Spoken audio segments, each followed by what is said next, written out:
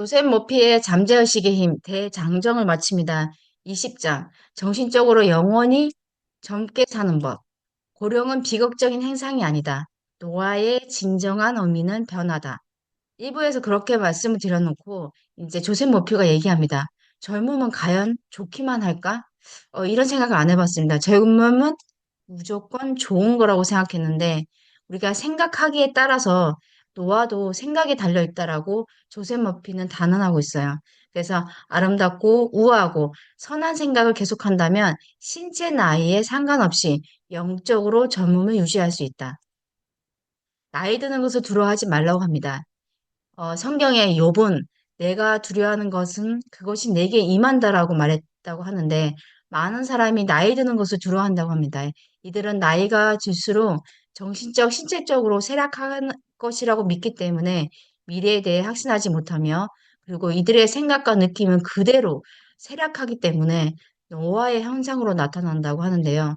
삶을 향한 흥미를 잃고 꿈꾸기를 멈출 때, 새로운 세계를 탐험하기를 멈출 때, 노화가 시작된다고 하는데 어찌 보면 정신적으로 노화가 오면 바로 신체적인 노화가 당겨오는 것 같습니다.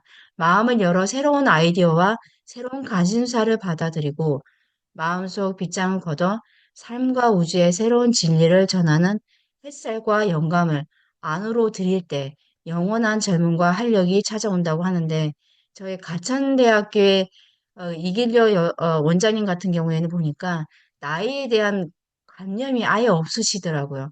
그래서 아마 굉장히 젊은 나이로 사시는 것 같습니다.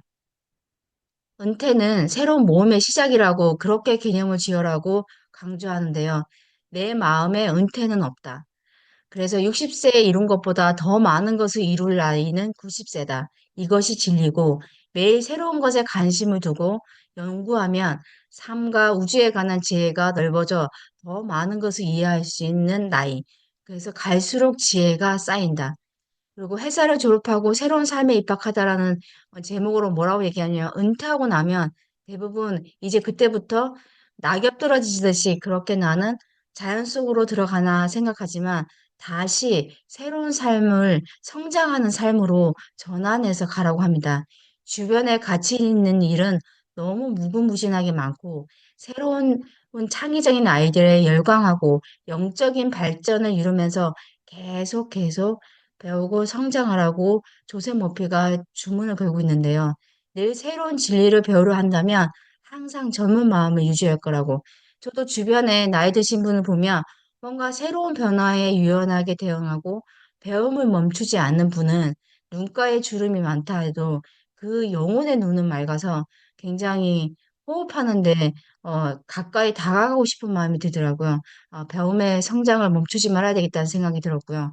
긴 인생의 비전을 그려라. 어찌 보면 죽음이라고 하는 방향에 데드라인이 있는 것이 아니라 우리가 영적인 성장을 해야 하는 존재라고 하면 우리는 긴 인생의 비전을 계속해서 만들어 가야 할 것 같습니다. 젊음을 되찾으려면 나라는 존재에 흐르는 기적적인 치유력과 자기 재생력을 느끼라고 합니다. 영감이 넘치고 정신적으로 고양되며 활력이 넘치고 영적으로 충전된 자신의 모습을 느껴보라고 그렇게 강조하면서 나는 늙었어라는 말 대신에 나는 신성한 삶의 길 위에서 지혜로워 라고 다시 취현해서 얘기를 하라고 합니다. 늙었어 보다, 나 왜 이렇게 지혜로워지지? 라고 그렇게 말을 하라고 합니다. 우리에게는 인생 선배가 필요한데 이미 책에서 다양한 분들이 나이가 들었음에도 불구하고 활발하게 한 사례들을 나열을 하고 있는데 저도 몰랐습니다.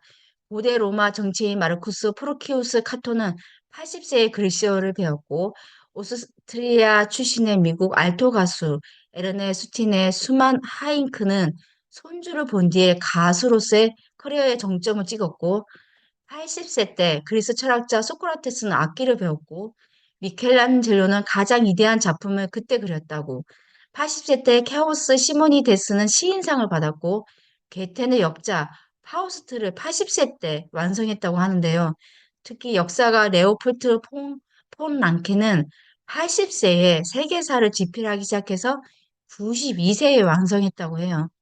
영국의 개간시인 엘프리드 테니스 경은 모래톱을 넘어서라는 아름다운 시를 쓴 건 83세, 아이작 뉴턴은 85세 때까지 연구에 매진했고, 감리교를 창시한 존 웨슬리 목사는 88세에도 목회 활동을 계속하며 신도를 끌었다고 하고, 여기에 칼망이라고 하는 그 철학자는 100세를 넘기고도 건강하게 사는 슈퍼 센티레리언이라고 이렇게 얘기를 변명을 하면서 매일 자전거 타는 일을 했다고 합니다.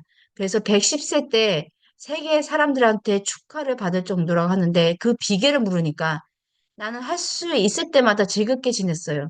매사에 분명하고 도덕적으로 행동하며 후회는 남기지 않았죠. 나는 참 운이 좋습니다. 그리고 122세 때 특유의 웃음을 하나 미소를 띄운 채 세상을 마감했다고 합니다. 이렇게 인생 선배들에게 더 높은 지위를 부여하고 이들이 살면서 천국의 꽃을 피워낼 기회를 우리가 은퇴했다는 이유로 어, 저버리지 말고 그분들의 지혜를 살릴 수 있는 공간을 마련해 주자고 합니다. 그리고 새로운 분야를 공부하고 새로운 아이디어를 연구하는 나이가 늙어서도 계속되어야 된다는 거. 고령은 사실 가장 높은 관점에서 진리를, 영적인 세계를 이뤄갈 수 있는 시기라는 거. 삶이라는 끝없이 멈추지 않고 지치지 않는 바다 위에서 끝나지 않는 중요한 여정을 이어가는 시기가 바로 노년이라는 사실을 깨닫고 우리 오늘 내가 늙었다라는 생각을 버리고 새로운 지혜를 받아들이고 영적으로 성장하는 사람이라는 사실을 각인했으면 좋겠습니다. 여기 제가 존경하는 다산 적양용 선생님께서 늙음이라고 하는 미학에서 이렇게 얘기하고 있는데 너무 좋아서 쇼츠 갖고 왔습니다. 나이가 들면서 눈이 침침한 것은 필요 없는 작은 것은 보지 말고 필요한 큰 것만 보라는 것이며, 귀가 잘 안 들리는 것은 필요 없는 작은 말은 듣지 말고 필요한 큰 말만 들으라는 것이고, 이가 시린 것은 연한 음식만 먹고 소화불량 없게 하려 함이고, 걸음걸이가 부자연스러운 것은 매사에 조심하고 멀리 가지 말라는 것이지요. 머리가 하얗게 되는 것은 멀리 있어도 나이 든 사람인 것을 알아보게 하기 위한 조물주의 배려랍니다. 정신이 깜박거리는 것은 살아온 세월을 다 기억하지 말라는 것이니, 지나온 세월을 다 기억하면 아마도 머리가 핑할 터이니, 좋은 기억, 아름다운 추억만 기억할 터이고, 바람처럼 다가오는 시간을 선물처럼 받아들여 가끔 힘들면 한숨 한 번 쉬고 하늘을 볼 것이라. 멈추면 보이는 것이 참 많소이다. 예, 멈추면 보이는 게 참 많소이다.